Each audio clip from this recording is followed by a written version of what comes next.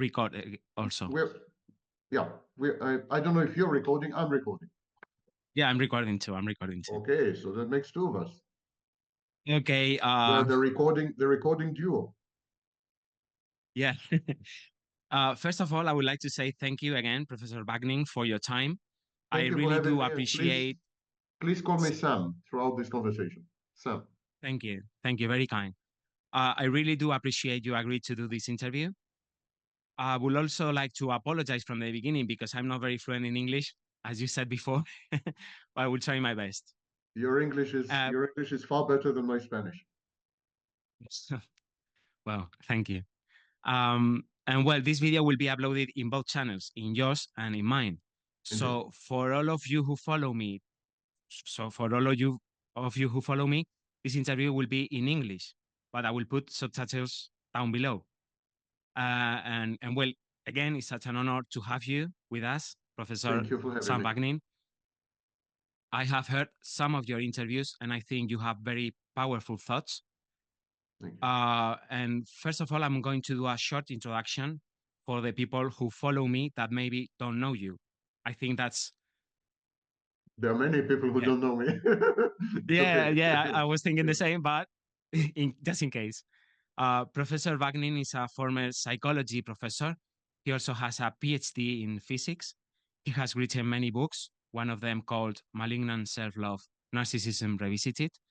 He has been diagnosed twice with MBD, and he has a very successful YouTube channel where he explains many theories and research about narcissism in general. So, Professor Vaknin, my first question is, what is narcissistic abuse? Can you describe it? Yes. Narcissistic abuse is a phrase that I coined in the late 80s. And I felt the need to come up with a new phrase because there have been abuse has preceded the 1980s. People have been abused since the dawn of humanity. And I felt the need to coin a new phrase to describe this particular type of abuse because narcissistic abuse is unlike any other type of abuse. All other types of abuse, and there are many, all other types of abuse are goal-oriented. Financial abuse is intended to obtain money. Legal abuse is intended to obtain a favorable verdict in a court. Verbal abuse is intended to humiliate and shame and demean someone, degrade someone. Physical abuse is intended to express uncontrolled anger, maybe to cause physical damage. Sexual abuse is intended to gratify certain needs, including sexual need, but not only. For example, the need for power. But all these types of abuse have to do with a specific goal. The goal could be a psychological goal, could be an objective goal like money or fame or access or power, but it's always about a goal. Narcissistic abuse is not about the target of the abuse. Narcissistic abuse has to do with the narcissist, not with the target of the abuse. Narcissistic abuse is the narcissist's way to gain control over a specific target, could be an intimate partner, could be a friend, could be a colleague or worker, and so on, to gain control in order to convert the target into a source of narcissistic supply within a shared fantasy. So it's about fulfilling the narcissist's needs where the target is incidental. The target is not chosen. The target is not special. The target is not unique in any way. The target doesn't fulfill a job description. The target just happens to be there in the vast majority of cases, simply happens to be there. Narcissistic abuse is an attempt to eliminate the target psychologically, to take away the target's independence or personal autonomy, agency, ability to act, self-efficacy, friends, family, social network, to take away everything from the target and to render the target totally dependent upon the narcissist and available to participate with the narcissist in a cult, kind of cult, a cult based on fantasy, and that is known in psychology as the shared fantasy. So it's unique. It's unique in the sense that the aim is not to take something from the target, but to eliminate, to negate, to destroy the target, to vitiate the target completely. It is therefore the equivalent of a nuclear war, a total war, compared to conventional war or compared to act of terrorism. Narcissistic abuse is the nuclear version of abuse. Mm-hmm. Mm-hmm. Oh, very well described. I completely agree with you, and you put the words perfectly in that definition. From your point of view, a narcissist can suffer from narcissistic abuse. Can narcissists suffer from narcissistic abuse? I didn't Suffer quite from understand. narcissistic abuse. Can narcissists be abused Yeah, narcissistically? abused. Yeah, a victim as well. Narcissists start off as a victim. The etiology of narcissism has to do with early childhood abuse and trauma. Now, there is no proof. There are no serious studies that show that narcissism has a genetic component like borderline. There are no studies that show that narcissists have brain abnormalities like the psychopath. So it seems that the main etiology of narcissism is childhood abuse and trauma. Now, there are many forms of abuse and trauma. You can abuse the child physically, you can abuse the child sexually and verbally and psychologically. These are the classical forms of abuse. But if you spoil the child, if you pamper the child, if you instrumentalize the child, if you use the child as an instrument to realize your own dreams and wishes, if you parentify the child, if you force the child to act as your own parent, Mm. all these are forms of abuse. When you spoil the child, you isolate the child from reality and from peers. You don't allow the child to get feedback. Reality is the main engine of growth. Reality is what drives us forward in a path of self-development.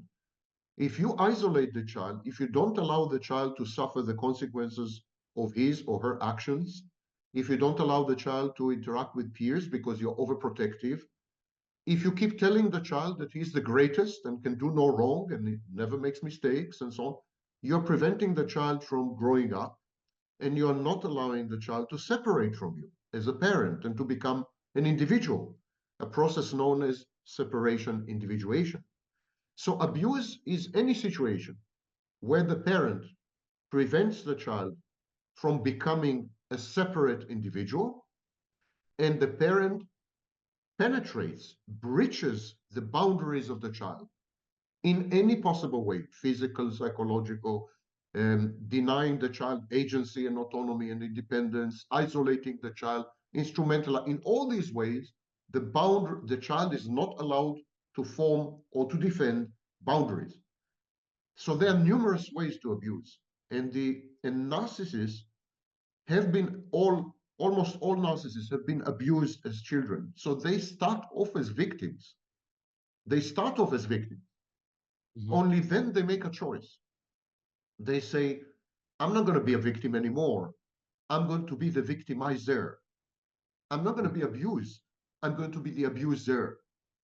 And because these are children, when they make these decisions, they're children, usually between the ages of 18 months and 36 months. So these children regard mother and father as godlike. These are godlike figures. They are infallible. They make no mistakes. They're all powerful. They're all knowing. So when the child says, I'm going to become my abuser, the child is actually saying, I'm going to become as godlike as my mother. I'm going to Mm. become as all powerful as my father, Powerful. as Yeah. omnipotent, as omniscient. So the child creates a false self. The false self is everything the child is not. The child is powerless and helpless. The false self is all powerful. The child cannot predict the behavior of the adults around the child because they are, in their own way, disturbed. They're problematic. But the false self knows everything, is all knowing, omniscient. So false self can predict the behavior of adults. The child is less than perfect. The messages, the signaling from the child's parental figures, mainly the mother at the beginning, the signaling is you're a bad object, you're unworthy, you're imperfect, you're a failure, you don't perform as I expect you to, you're unlovable, you don't deserve to be loved. These are the messages. And the false self is exactly the opposite. The false self is you're perfect, you're godlike, you're brilliant, you never make mistakes, and so on and so forth. So the false self is what we call a compensatory mechanism. Mhm. It's intended to compensate for the child's real circumstances and experiences. And here we have a strange situation. The narcissist starts off as a victim and then chooses to become an abuser. But because the narcissist starts off as a victim, he has intimate knowledge of the psychology of the victim. Mhm. So the Because he narcissist, has been through it. Sorry. yeah, he's been there, he's done that. So the narcissist has the capacity to infiltrate the defenses of the victim and to convert her into his shared fantasy because the narcissist has been a victim. He knows all the vulnerabilities and the soft spots and the hot buttons of the victim Yeah. because he used to be a victim. And then he is able to victimize his targets much more efficiently than typical abusers. Now, the vast majority of abusers are not narcissists. They don't even suffer any mental health problem. The vast majority of abusers are not diagnosed with any mental health issue. They are just power hungry. They're, Mhm. they play with power, Yeah. they're power players and so on. But Uh-huh. a small percentage has personality disorders or other types of mental health issues, mood disorders, and so on. And the narcissist is uniquely qualified by virtue of having been a narcissist, a victim. So this is the power of the narcissist. He resonates with the victim. There is resonance, and we call it trauma bonding because the victim is very self-destructive in the majority of cases, and the narcissist resonates with this self-destruction in a way that creates bonding. Trauma bonding is a form of self-harm. It's Mhm. like cutting in borderline. It's a form of self-harm. And the narcissist comes to the victim and says, I'm going to be your mother. I'm going to love you as a mother does. I'm going to idealize you the same way a mother idealizes her baby. All I need you to do is to give up on your autonomy, to let go of your independence, Yeah. to give in to me, to allow me to be your mother with all the authority and the power that a mother has. So the narcissist regresses his victim, infantilizes the victim, Mhm. causes her to become an infant again, and offers her motherhood by idealizing her and by loving her apparently unconditionally at the beginning of the relationship during the love bombing phase. But at the same time, the narcissist insists that the victim should act as his mother. He wants the victim to become a maternal figure because he has unresolved conflicts with his original mother and he wants to resolve them through the relationship Mhm. with his victim. So it's extremely complicated. It's not as simple as the narcissist is a bad guy, the victim is a good guy, Yeah. and it's Hmm. much more complex than this. Much more Uh-huh. complex. Yeah. Yeah. Wow. Yeah. That that explanation is much more deeper than that we used to find online or many self-help books that we find nowadays in the market. So I appreciate your opinion on that subject. Um, my third question is, in your opinion, what are the biggest misconceptions of narcissism nowadays?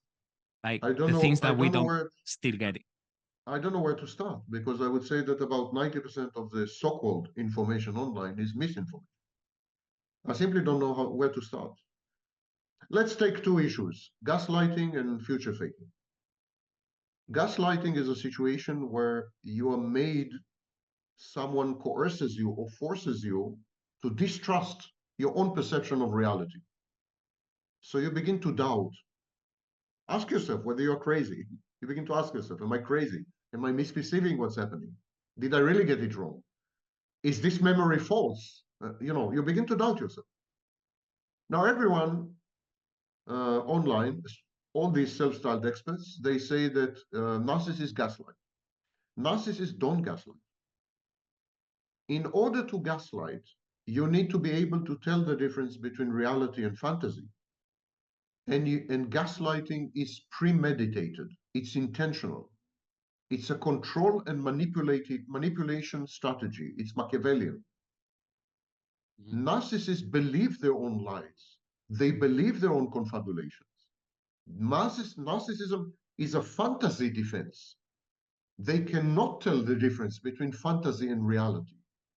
When the narcissist tells you you are amazing, you're hyper intelligent, you're drop dead gorgeous, I've never had anyone like you, and I'm going to marry you and have 3 kids with you, and we're going to live happily ever after, it's not because he's manipulating. It's because he believes this. He's not future faking. He believes his own intentions and promises, however fantastic they may be, and counterfactual. Because narcissists have what we call impaired reality testing. They're unable to perceive reality correctly. That's why narcissists are grandiose, because they don't perceive reality correctly. They think they're the greatest, the most amazing, geniuses, brilliant, drop dead gorgeous, whatever, because they don't perceive reality correctly. If you don't perceive reality correctly, you cannot gaslight. Because to gaslight means you know what is reality and you make other people doubt it. And psychopaths gaslight, not narcissists. That's point number one. And by the way, just um, to refer to the clinical literature, in clinical literature, gaslighting requires an asymmetry of power. So you cannot gaslight if you're equal. You can gaslight only if you have some advantage of some kind. You're a therapist, you're a teacher, you're a boss, you're a famous figure, a celebrity. Then you can gaslight. In clinical literature, not online. There's a lot of nonsense online. So I gave you 2 examples of future faking. Narcissists never future fake. They believe their own nonsense, their own promises. And gaslighting, which narcissists never do because they themselves don't know what is reality. So, Mhm. and if you go online, you get the exact opposite information. Another very common piece of nonsense, is that narcissists are not self-aware. Narcissists are actually very self-aware. They are perfectly aware of their actions. They are absolutely aware of some of the impacts that their actions have. The narcissists are not self-aware, are not aware of their own motivations and psychodynamics. But Mhm. who is? Very few people Yeah, who are. is or yeah, exactly. Yeah, Yeah. very few Yeah. people are. So I would Mhm. say yes. If you talk to a narcissist, they're going to tell you, "I'm a very tough guy. I insult people because I speak my mind." What they do, they glorify, they glamorize their Mhm. misbehavior. They misbehave and they say, yes, I'm misbehaving, but it's not misbehavior. It's the way everyone should behave. I'm Yeah. the only one who's behaving properly. For example, I am brutally honest. I'm hurting people. My honesty is hurting people, you know? But that's the way everyone should be. Everyone should be brutally honest. Even if it hurts people, it's okay. And so Yeah, they that was they yeah. they Sorry. justify their own misbehavior, but they're fully aware. It's not true that they're not. So I gave you 3 examples, but I can give you another 20. I mean, it's a serious problem, the misinformation on very serious. Yeah. Yeah. I like that you said about explain the thing about awareness in narcissism, because that was another question I wanted to ask you, and you answered perfectly. Uh, I was when I kind of prepared the interview, I I don't know. I thought maybe he's aware, just as you said, he's aware, he or she is aware of their behavior, but who is properly aware of the motivations are behind that. And Yeah. so It's you common answered. to not be aware. Yeah. Yeah, exactly. Another problem is that many victims, um, defend against the pain and against the hurt, because victims perceive what has happened to them as a kind of accident. Yeah. So they reject personal responsibility. They say, it's not my fault. I've done nothing to deserve this. I did not contribute anything to this. None of my actions should have led to this. Whatever has happened is because I was targeted. I became a Yeah. target. And so the first problem that happens with victims is that they perpetuate their victimhood. Their victimhood becomes an identity.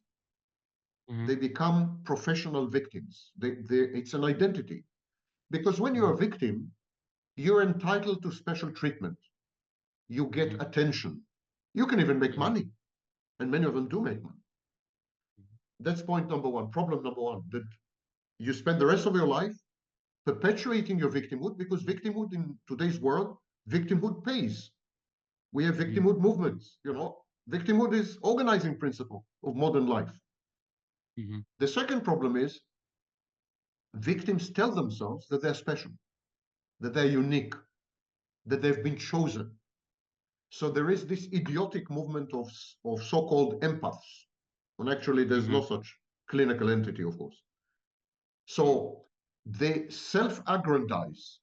They say, the narcissist chose me because my empathy is amazing and super, super sensitive. Or he chose me because I'm a kind person and very, very helpful. Or he chose me because of my love. He felt that my love can fix him or heal him, and so on and so forth. These claims have nothing to do with reality. The narcissist chooses his partners, and this could be a friend, could be an intimate partner, could be. The narcissist chooses people not because of who they are, not because of who they are, but because of what they can give him. Hmm. Narcissists are looking for basically four things, and I call them the four S's. Sex, supply, could be narcissistic supply, could be sadistic supply. Safety, because narcissists have abandonment anxiety, like borderlines, separation insecurity. So safety. And services, all kinds of services. So if you give the narcissist two out of these four, you qualify to be a partner. If you give the narcissist sex and services, you can be a partner. If you give the narcissist supply and sex, you can be a partner. If you give the narcissist safety and services, you can be a partner. And who you are is not relevant, because Hmm. narcissists, for example, cannot identify empathy in other people. They have never experienced empathy. So they don't Hmm. know. Even if you're empathic, they wouldn't realize this. And if you are nice and kind, they perceive it as a weakness. Yeah. They perceive this as a weakness. They would hold you in contempt. It will not Hmm. attract them to you. On the very contrary, it will push them away because you're contemptible. And if Hmm. you are helpful and useful, the narcissist sometimes would be aggressive. Because if you offer the narcissist advice, it means that you think the narcissist is stupid. And if you offer the narcissist help, it means that you think that the narcissist is not godlike, is not all powerful. He needs help. So Hmm. sometimes offering advice and help is met with aggression. The narcissist reacts to this aggressively. The victims are deluding themselves into thinking that the narcissist has chosen them because of some traits, some personality parameters, none of this. They Hmm. happened to be there, and they were willing and able to provide the four S's, or at least two of the four S's. They were willing to provide sex, the narcissist took it. They're willing to serve the narcissist allowed them. They were willing to Hmm. supply the narcissist, of course, the narcissist encouraged this. And all of this was done within a fantasy of love, a fantasy of a relationship. And the victims, most victims, cannot let go of this fantasy. They're grieving the fantasy. They're grieving the fantasy. They are grieving themselves in the fantasy because the narcissist idealizes the victim. And then the victim sees herself through the narcissist's eyes. Mm-hmm. She sees her idealized self through the narcissist's gaze, and she falls in love with herself. It is self infatuation. The narcissist allows the victim to interact with her idealized version, with Mm-hmm. her image of herself in his eyes, and she finds this addictive. She is she cannot let go of this. There are many addictive elements in the shared fantasy, and this creates, of course, bonding. And it's very difficult for the victims to let go and to make sense of what happened. They need to tell themselves that they're special. It's a narcissistic defense, ironically.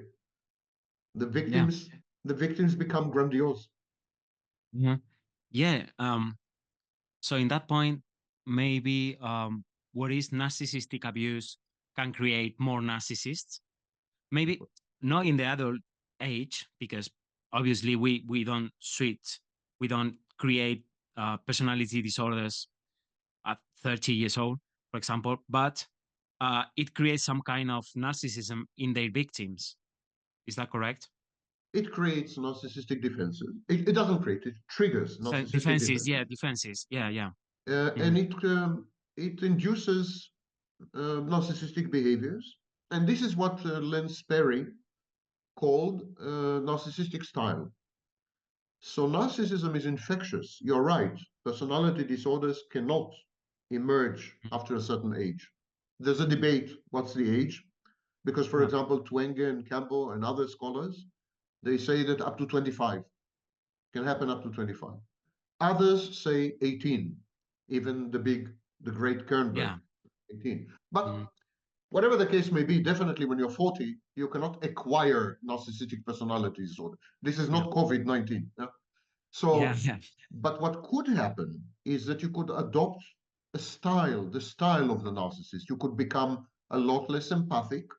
And we know, for example, that traumatized people are less empathic. yeah. And today we know that borderlines are less empathic than we thought.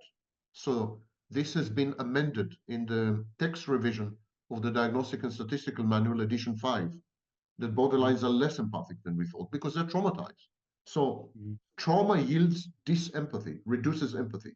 So you'll be less mhm. empathic. You'll be a lot more aggressive. You will be a lot more defensive. You will be probably abusive reactively. You will be likely to be abusive. You are likely to be grandiose. Try in an attempt to make sense of what has happened to you. Are likely to somehow create a narrative which renders you somehow special. So there's grandiosity and so on. Luckily, all these are transient phenomena. The unfortunate thing is, if you're exposed to the online environment, to YouTube and so on and so forth, all these behaviors and traits and your own victimhood take much longer to resolve than had you not been exposed. People think that if they go online and they talk to other people who have had the same Mhm, experiences, that is a healing process. Actually, studies show that it is exactly the opposite. It perpetuates the trauma. Today, we mhm, know, for example, that the worst thing you can do after trauma is to discuss the trauma with the victim, to debrief, to debrief the victim. It's the worst thing you can do. We have studies that show that venting, complaining constantly about what has happened to you, doesn't allow you to heal. So exposure to online environment actually prolongs the trauma and perpetuates the abuse. There is no positive aspect in anything, not one positive aspect in anything that's happening online. So today, millions of victims suffer unnecessarily. What should have lasted 1 year of grief, mhm. 3 years of trauma, now can take 20 years. I know people who are 20 and 30 years online, stuck, absolutely stuck in the phase of Mhm. the breakup. Well, that's very interesting because do you think SPT PTSD? How do you say PTSD? CPTSD. Complex. It can be related with that, and the how do you say be online and consuming all this content about narcissism can even get worse. The CPTSD can even get worse. Um, It's a form of re-traumatization. You're uh, re-traumatized. We used to think that if someone had a trauma, the first thing you need to do is talk to them about the trauma, discuss the trauma, allow them to relive the trauma, to re-experience the trauma in a safe environment. The environment, mhm, the clinical setting, the therapy, But today, absolutely, we know, and these are the new guidelines, that the worst thing you can do is discuss the trauma. You should absolutely not discuss the trauma. Initially, of course. Much later, years later, you should discuss the trauma, but not immediately. And what mhm, is happening online is exactly this. It's a form of debriefing.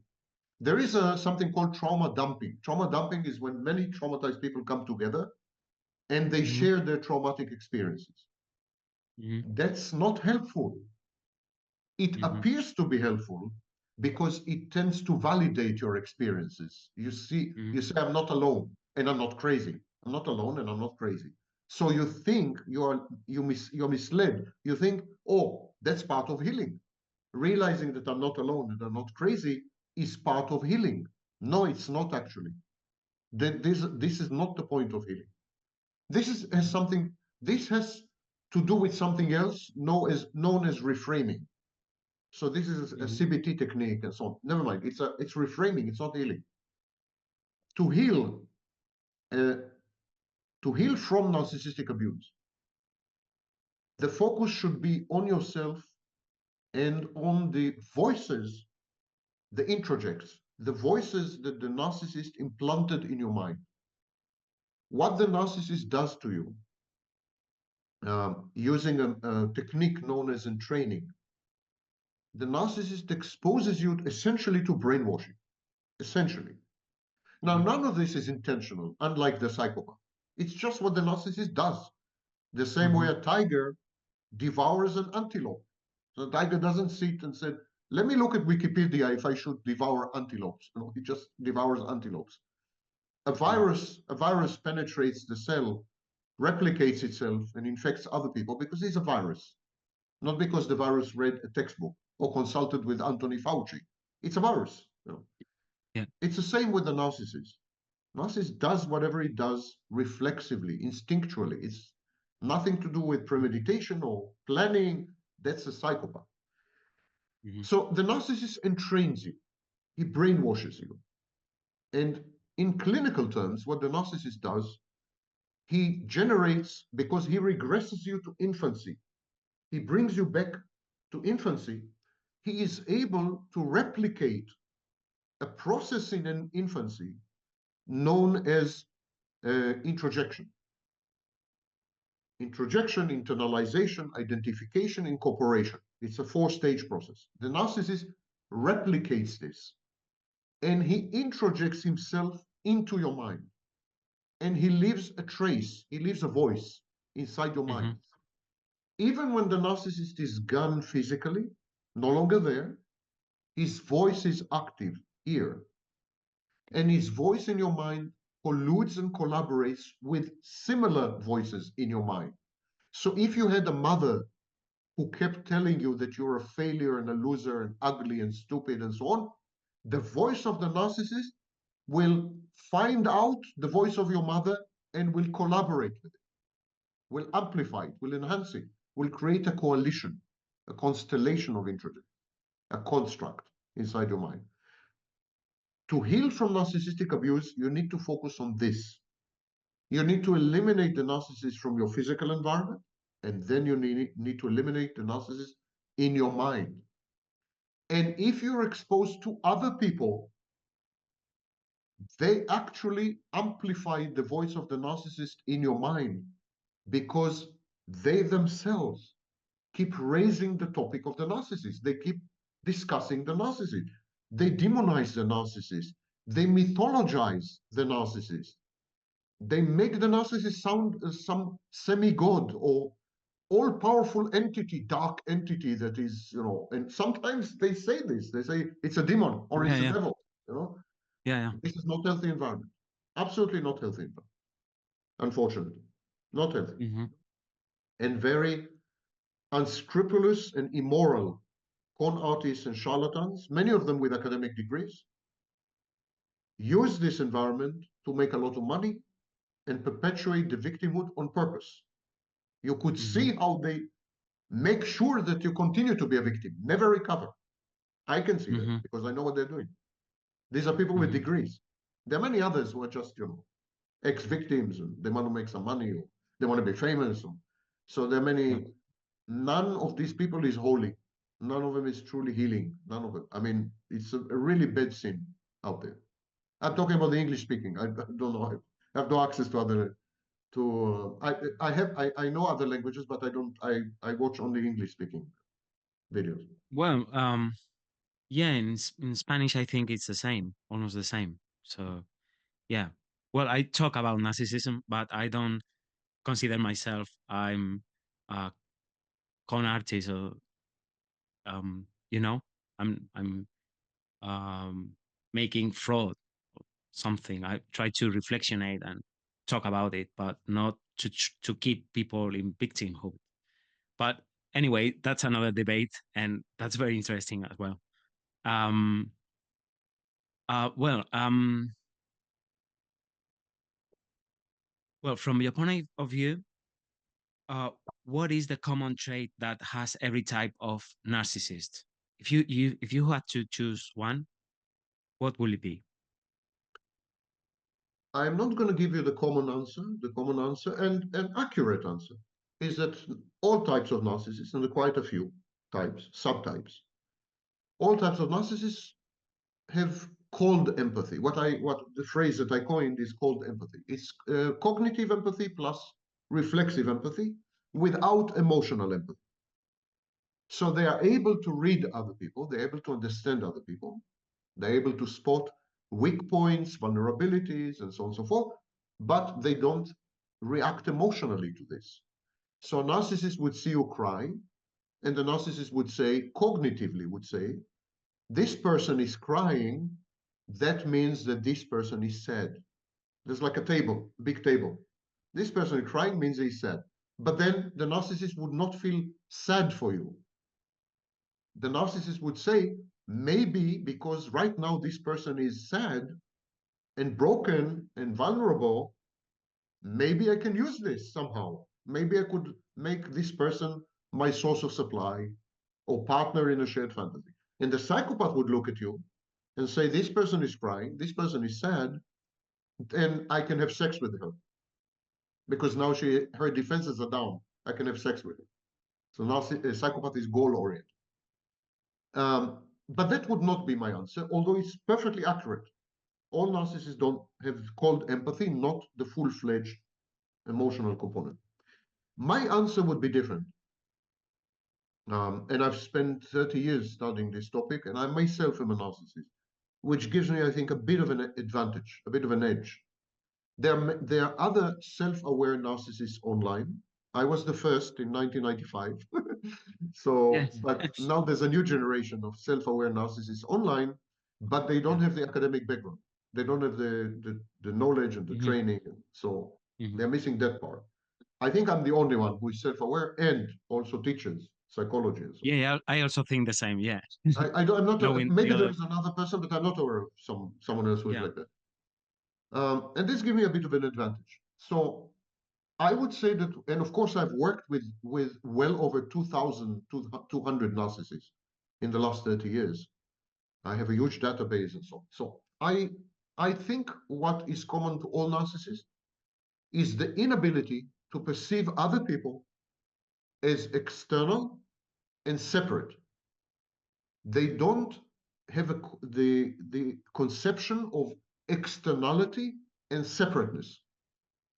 And this is because narcissists are incapable of interacting with external objects. What they do, they convert everyone immediately. First second, they convert into an internal object. and then they continue to interact with the internal object. And why is that? Because narcissists were never allowed to separate and individuate from the mother. They have no experience of being separate from another human being. They've always been enmeshed, melded, merged, fused. It used to be called, we used to call this in clinical literature, the symbiotic phase, symbiosis. So the narcissist and the mother remain a unit to the day the narcissist dies. And because the narcissist never had the experience, has never had the experience of separating and becoming an individual, he cannot understand the separateness and individuality and externality Autonomy. of another person.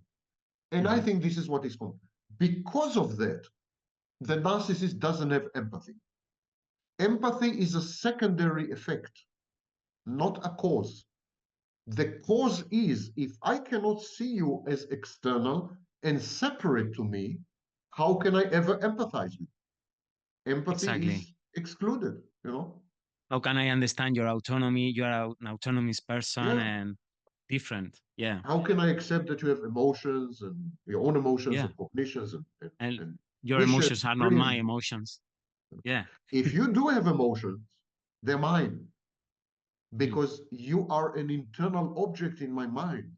Everything that's mm, happening to you, your cognitions, your emotions, your wishes, your dreams, your fun, everything, they're mine. mm, Uh, I realize that you are an internal object inside my mind and there are other objects. I do realize that you are separate from other internal objects in my mind. So you are like a character in a video game, you know? How mhm. can I empathize? Does anyone empathize with a character in a video game when they shoot them and kill them? And no one does it. Yeah. No one empathizes with it. No one says, No "Oh one my does. God, the poor character! I just shot him. It's horrible." No one does it. Yeah. Yeah. So Yeah, I understand. I understand that. Very interesting. Very interesting topic. Um well, I'm do you think there is a sort of political correctness against talking about narcissistic abuse?